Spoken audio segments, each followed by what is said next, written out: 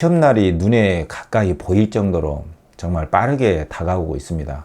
지금부터는 아마 가속도가 붙어가지고 점점 빨리 다가올 것 같아요. 이런 때일수록 여러분들이 긴 글 있잖아요. 현대소설, 고소설과 같은 요런 지문에 적응하는 연습을 더 해주는 게 좋습니다. 그래서 현대소설, 고소설을 관통하는 그 답을 결정짓는 핵심 개념어를 여러분들에게 소개를 할까 합니다. 그것이 바로 이제 병렬적 구성이라는 개념인데, 병치라는 말하고도 같이 쓰일 수 있는 용어고요. 또 병렬적 서술이라는 말도 같이 쓰입니다. 이 중에서 병치라는 말은 시에서도 많이 쓰입니다. 그런데 유독히 현대 소설하고 고소설에서 답을 결정짓는 그 핵심 개념어 중에 하나가 병렬적 구성이에요. 그동안에 6평, 9평이라든가 기출에서도 이 용어, 이 개념어를 중심으로 해서 답이 결정된 적이 굉장히 많았고요. 올해 이경의 고향이라는 그 현대 소설에서도 이 병렬적 구성이라는 말이 또 등장을 하고 있기 때문에 상당히 이 개념어에 대한 정리가 시급하다, 이렇게 볼 수가 있습니다. 그래서 이 영상에서 여러분들에게 6평, 9평에 대한 그 기출문제, EBS에 나올 수 있는 그 작품에서 이 개념어가 적용될 수 있는 작품이 뭐냐, 이것만 제가 간단하게 알려드릴까 하거든요. 자, 이런 때일수록 더 여유를 가지고 좀 더 배짱을 가지고 될 일은 되게 마련이다 라는 마음을 가지고 하면 좋겠어요. 여러분, 같이 화면을 보면서 같이 정리 한번 해보죠. 네, 화면 보세요. 자, 병렬적 구성이라고 돼 있고, 병렬적 소술, 병치, 이런 말하고도 관련이 있다, 이렇게 볼 수가 있습니다. 문학 필수 개념 중에서 병렬, 병치라는 말을 일단 이제 사전적으로 한번 보면은 나란히 놓다는 뜻이에요. 그러니까 이 병이 나란히 병자거든요. 그러니까 나란히 열거했다, 이게 병렬이고, 나란히 놨다, 이게 이제 병치입니다. 그러니까 나란히라는 말이 동시에 나란히, 이런 말이 나왔기 때문에 최소한 두 개의 요소가 있어야 되는 것이죠. 이해되죠? 두 개의 요소가 있어야 됩니다. 근데 나란히 동시에, 이런 개념이기 때문에 일단은 선우나 인과관계가 아니에요. 근데 이걸 이해하는 게 여러분들이 굉장히 중요합니다.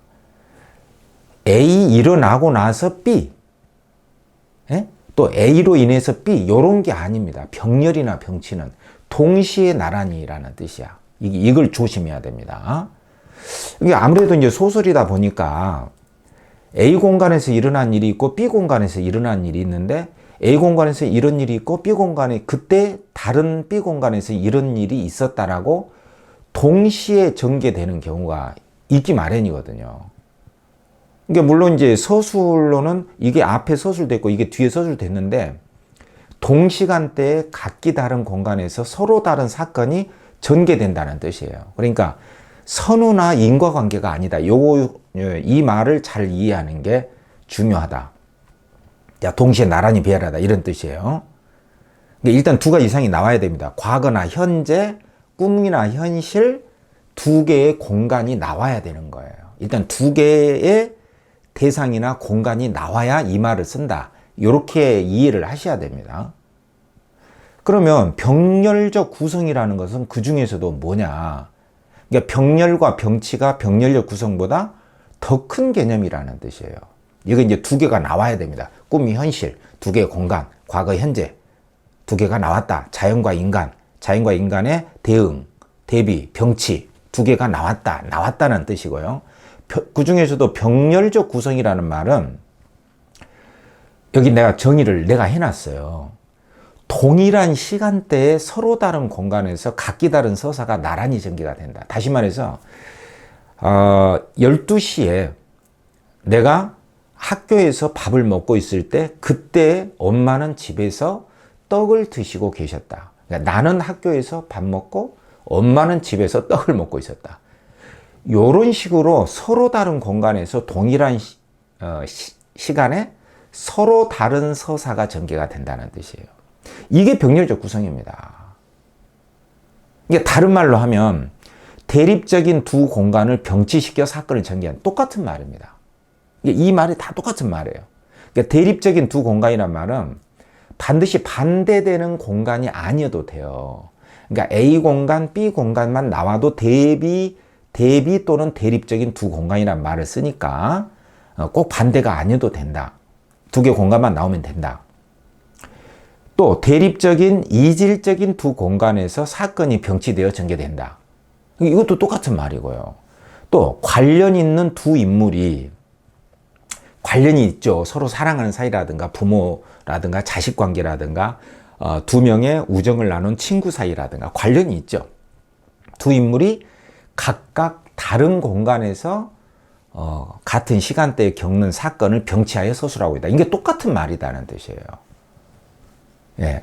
그러니까 제가 제일 안타까운 경우가 내용도 알고 뭐 주제도 알고 근데 이 선지에 나와 있는 개념어를 몰라가지고 그만 딱 틀리는 경우가 있거든요. 그게 제일 안타깝습니다.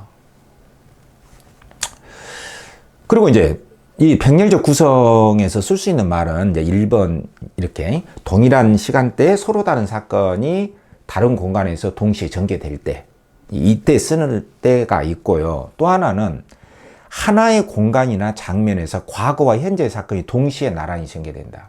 이 말이 무슨 말이냐면 연극의 경우에 한 무대가 한 스테이지가 있잖아요. 그럼 관객들이 무대를 딱 볼 때 이런 무대가 있어요. 이렇게 위아래로 딱 이렇게 나눠진 무대가 제공이 될 수가 있거든요. 그럼 무대 위에서는 현재가, 무대 아래에서는 과거가. 그 관객들이 볼 때는 하나의 장면인데 위에서 현재, 밑에서 무대 아래에서는 과거가 동시에 전개가 되는 경우가 있어요. 또 우리 그 TV나 영화 같은 데서도 보면 화면이 이렇게 분할이 돼가지고 화면이 동시에 쫙 나가는 경우가 있잖아요. 그때는 한 시간대에 서로 다른 공간이 나갈 수도 있고요. 꿈과 현실이 동시에 나갈 수도 있고 과거와 현재가 동시에 쫙 나갈 수도 있잖아요. 예. 그때도 병렬적 구성이라는 말을 쓴다는 사실이에요. 여러분들 이 개념어를 이렇게 피상적으로 이렇게 아는 거하고 이렇게 정확하게 아는 거하고 엄청난 차이가 있습니다. 그죠? 그래서 어떤 사전적인 뜻풀이식으로만 이렇게 돼 있는 문학 개념어 공부를 할 때는 이 개념이 잘 안 잡힐 수가 있거든요. 그래서 제가 일부러 이렇게 제가 나름대로 이게 정리를 해서 이제 제공을 하는데 실제 지문을 한번 보자고요. 이제 적용하는 데에 가장 초점이 놓여져 있기 때문에 자 보세요. 자 기출문제 중에 이제 유충렬전이 나왔거든요. 거기에서도 고소설 전공자가 이걸 낸 거예요. 가하고 나로 이렇게 나눠져 있거든. 그리고 그 사이에 이제 중간 줄거리가 있어요. 그 가에는 간신 정한담하고 최일기라는 사람이 이제 임금한테 온 백성이 진동하는데 오직 토범과 가달, 오랑캐들이 날뛰고 있다. 가서 출정을 하자. 저희들이 가서 정복을 하겠다. 이렇게 조정해서 대화를 통해서 전개되고 있는 부분이 나왔어요. 근데 이 간신들이 군사를 이끌고 정벌하러 나간다고 하면서 그 군사력으로 임금을 때려잡은 거예요. 그리고 정권을 잡았습니다. 쿠데타를 일으킨 거죠.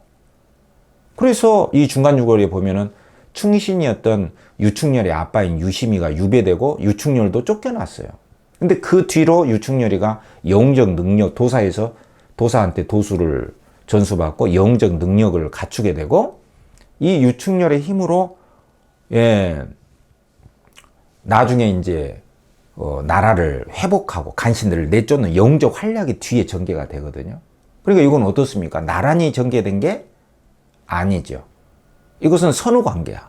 가에서는 이렇게 간신들이 이런 짓을 하고 있었다가 나중에 정한담이 다 차지하고 유충렬은 위기에 처한 천자를 구하고 대원수가 된다. 요건 선후관계예요. 이렇게. 그러니까 이건 병렬식 구성이 아닙니다. 그죠? 그러니까 나번에 이때의 대원수 유충렬이 금산성에서 적 10만 명을 한 칼에 무찌르고 호산대에 득달하여 적병을 씨도 없이 함을코자 행하더니 난데없는 빗방울이 원수 얼굴에 딱 떨어지는 거예요. 이 빗방울을 딱 맞으면서 이건 큰일 났다. 위기다. 해서 말을 달려서 임금을 구하러 가는 대목이거든요. 그러면 이러한 대목을 이렇게 딱 발췌를 하고 문학을 전공하시는 고소설 전공자인 선생님이 이렇게 딱 발췌를 하고 선지 이렇게 내놓은 거예요.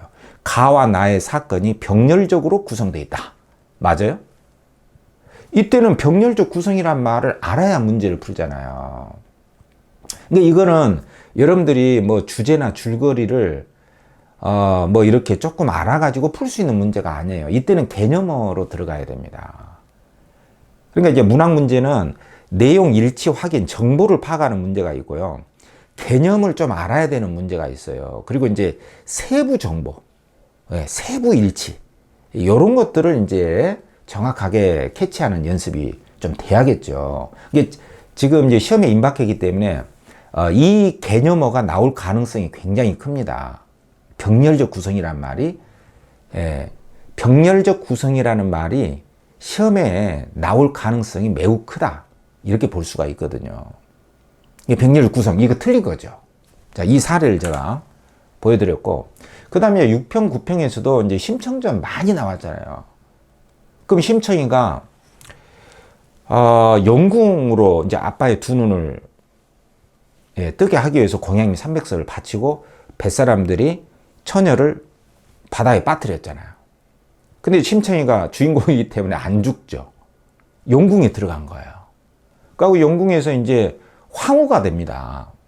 그래서 심청이가 영궁에 가서 이 말을 듣고 나서야 이제 용왕한테서 너는 옛날에 네가 지은 죄 때문에 이런 재난을 당했다. 이런 말을 다 듣고 이건 다 운명이구나. 그리고 말하기를 저의 전생 죄악으로 누구를 원망하며 탓하겠습니까?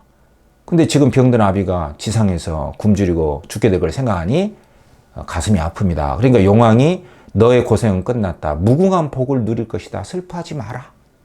이렇게 말하고 있는 용궁에서의 일이 이렇게 제공이 됐고요. 한편, 그러니까 한편이나 이때 이런 말이 나오면 조심해야 됩니다. 그것은 동일한 시간대에 서로 다른 공간에서의 사건을 제시하는 경우가 많기 때문에. 무슨 말인지 아시겠죠? 그러니까 이때 육지에 있는 심청이 아빠는 몸을 가누지 못하면서도 눈이 감겼으니 어찌 볼 수가 있겠는가. 서술자의 개인 목소리 나오죠. 가슴을 치며 통곡하다가 기절하여 정신을 차리지 못하니 참혹히 여겨서 손발을 주무르고. 이거 이제 마을에서 육지에서 심청이가 떠난 그 자리에 신봉사가 정말 죽도록 고생하는 그 모습이 제공이 됐잖아요. 이런 경우는 어떻습니까? 선후관계 아니잖아요. 용궁에서 이러고 나서 육지에서는 이랬다가 아니라 용궁에서 심청이는 용왕하고 이렇게 전생의 운명을 알고 있을 때에 한편 그때의 신봉사는 그 시간에 육지라는 또 다른 공간에서 고생을 하고 있었다. 그러니까 아까 유충렬전하고는 다르잖아요. 이거 굉장히 중요합니다, 여러분. 그러니까 선지의 대립적인 두 공간을 병치하여 사건을 전개하고 있다. 어때요? 맞아요, 틀려요? 맞죠? 이거는 병렬적 구성인 거예요. 꼭 정리하셔야 됩니다. 그 다음에 이제 또 하나 이제 보여드릴 것은 한시연대기라는 작품이거든요. 유명한 작품입니다. 황석영 원작인데 이걸 희곡으로 만들었거든요. 근데 이제 이 무대 구성이 어떻게 되어 있냐면, 그러니까 이 자료는 여러분들이 저한테 요청을 하시고 제가 웬만하면 다 자료 제공을 해 드리겠습니다. 그러니까 화면으로 이렇게 같이 한번 보세요. 그럴 수밖에 없잖아. 모시적삼을 입은 한영덕이가 이제 한혜자라는 딸의 아빠인데 이 사람이 죽었어요. 사실은 의사인데 그 불운한 시대적 환경 속에서 의사 역할을 못하고 관 있잖아요. 관을 시체를 이염하는 시체를 죽은 사람 시체를 이렇게 청소해주고 관에다가 넣어놓는 장례식장에서 일을 하고 있는 과거의 모습입니다. 이게 이제 나오죠. 한영덕이가 무대 아래, 이제 무대가 있는데 무대 오른쪽 아래에서 허리를 굽히째 염을 하고 있어요. 시체를 씻겨주고 있습니다. 수술 장면에 사용했던 수술대하고 마네킹이 그대로 사용이 돼. 의사였기 때문에 허름한 옷차림에 강노인이 있어. 관을 들고 등장하죠. 차트를 넘기고 72년 서울이다. 강노인은 소주병을 관 옆에다 두고 조용히 잠을 잘 때, 이게 이제 하나의 장면이죠. 이때 여학생 교복을 입은 한혜자가 걸어 나와서 한영덕을 바라보면서 오른쪽 무대 위로 올라가는 거예요. 그러니까 요거는 오른쪽 무대 위로는 한혜자, 그 한영덕 씨의 딸이 여학생 교복을 입은 여학생 한혜자가 오른쪽 무대 위에 있고 밑에는 죽은 자기 아빠 한영덕하고 강노인이 있는 거죠. 그리고 이제 한혜자가 종이 쪽지를 보면서 오늘 아침에 아버지가 돌아가셨다는 전보를 받았습니다. 난 아버지도 아는 게 없어요. 날마다 포금을 하던 술꾼이라는 기억뿐. 아버지는 식구들과 말도 건네지 않고 항상 고리난 사람처럼 보였죠. 술이 깨면 이상한 소리 들린다면서 환청이 좀 있었죠. 솜을 틀어막고 지내. 나는 아버지가 의사인지도 몰랐으니까요. 이거 이제 현재 상태에서 한혜자가 자기 아버지인 의사인 한영덕, 그러니까 한영덕에 대해서는 의사인지도 몰랐다잖아요. 한혜자가. 이게 현재 배우면서 배우인 한혜자가 해설자 역할을 하고 있는 거예요. 서사극이죠. 제가 여러분들 서사극 이강백의 결혼이라는 영상에서 충분히 정리를 했습니다. 서사극과 전통 연극의 차이. 이게 서사극이거든요. 배우면서 해설자 역할을 하는 거죠. 극적 환상을 깨트리죠. 극중 공간하고 현실 무대 공간을 해체시키는 거죠. 배우가 바로 이야기하기 때문에 관객들한테. 요게 현재, 요 현재. 그죠? 그리고 한영덕이가 염을 끝나고 이제 염은 끝나서 이승에서 못다하니 저승에 가서라도 이루시오. 일은 다 끝났어. 강릉이 말을 하고. 근데 요거는 경계 표시가 없지만 요거는 아버지가 돌아가셨다고 했잖아. 그죠? 요거는 과거인 거예요. 과거. 그러니까 무대 아래쪽에는 과거 한영덕, 무대 위쪽에는 현재 한혜자가 있는 거죠. 그러면 과거와 현재가 동시에 나란히 전개가 되잖아. 이게 뭐다? 이게 병렬적 구성이에요. 그러니까 병렬적 구성은 두 가지 스타일이 있는 거죠. 그러니까 이번 영상에서는 제가 시험에 굉장히 필수적으로 소설의 분야에서는 나올 수 있는 핵심 개념은 병렬적 구성을 소개하겠다 그랬죠. 병렬적 구성을 소개하겠다. 병렬적 구성에는 두 가지 종류가 있는데 반드시 정리를 하셔야 됩니다. 이게 바로 두 번째 스타일인 거죠.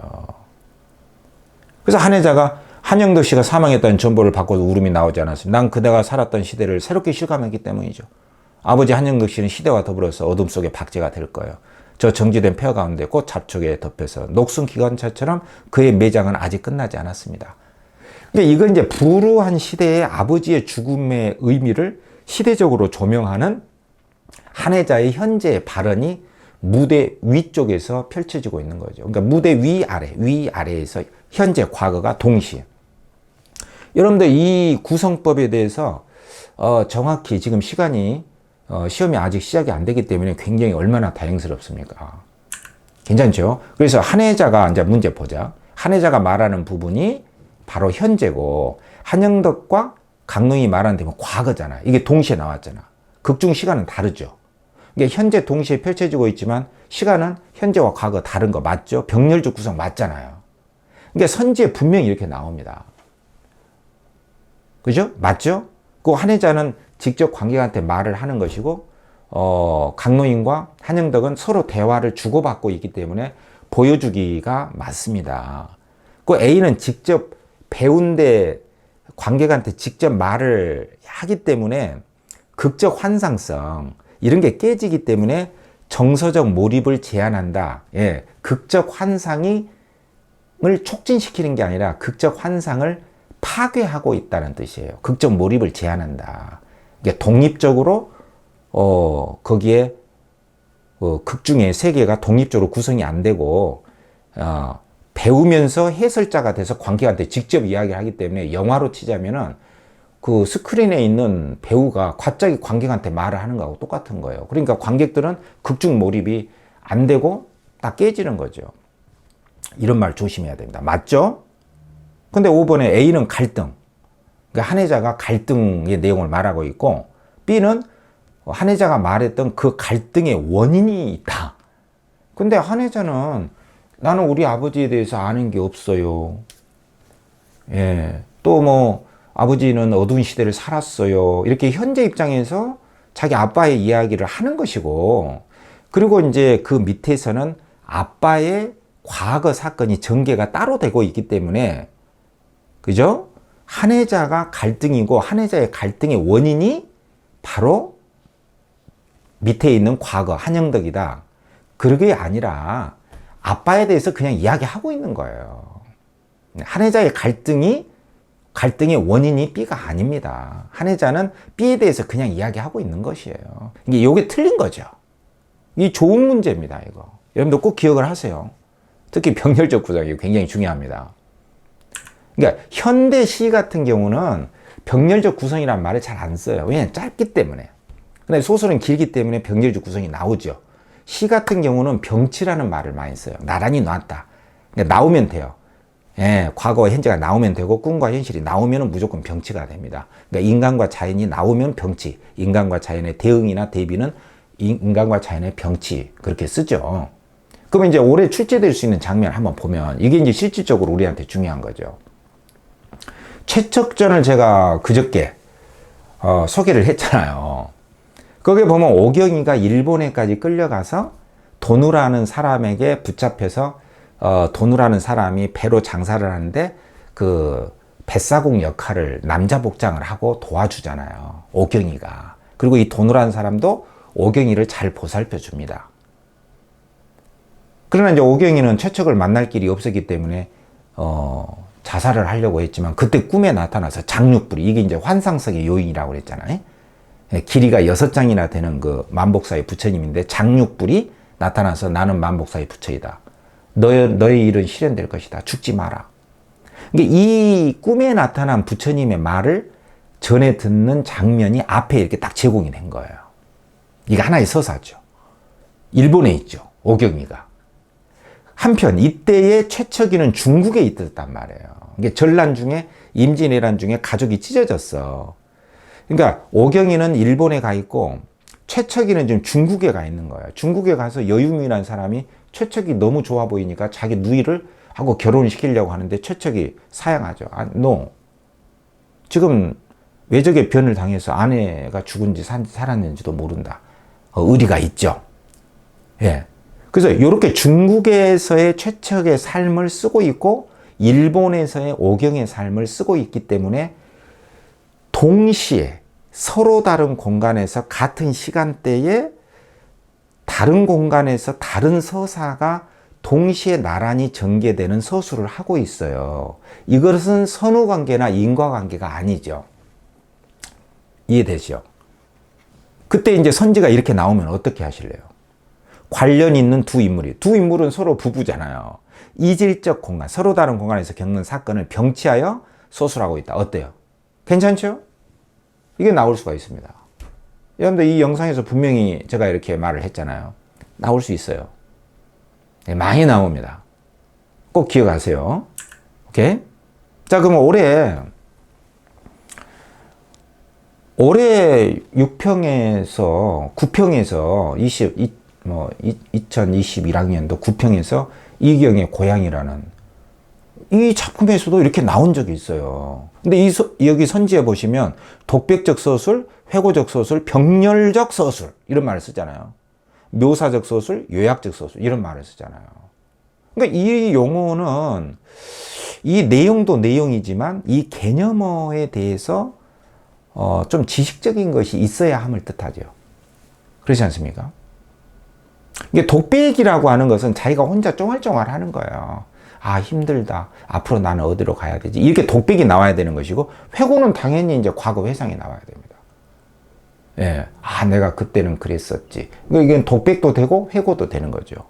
유치원 때. 그때 나는 외로웠지. 유치원 때 뭐 외로움을 느끼나. 하여튼, 어쨌든 그런 것이 나와야 돼요. 그리고 병렬적 서술이라고 하는 것은, 아까 말씀드렸듯이 병렬적 서술은 동시에 나란히, 그러니까 하나의 화면에 과거와 현재가 나온다든가 또는 두 개의 공간이 같은 시간대에 서로 다른 사건이 나와야 되는 거예요. 그죠? 묘사는 이제 행위 묘사나 외양 묘사가 나와야 됩니다. 자세하게 그림을 그리듯이. 그 요약적 소설은 간단하게 압축 요약을 하는 거죠. 말 그대로. 그게 바로 이제 개괄적이라는 말이거든. 개괄. 대충. 서베이 한다. 그럼 여기 서술을 한번 볼까? A니까. 안승학은 원래 이고을 읍내에서 살았다. 이건 요약입니다. 묘사 아니에요. 이거 병렬 아닙니다.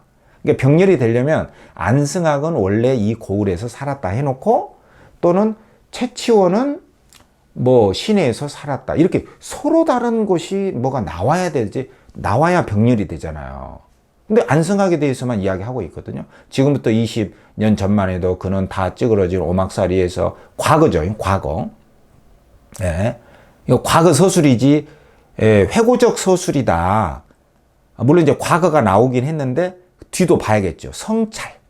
아, 내가 잘못했다. 후회한다. 어떤 깨달음, 이런 게 나와야 되거든요. 그것까지 봐야겠죠.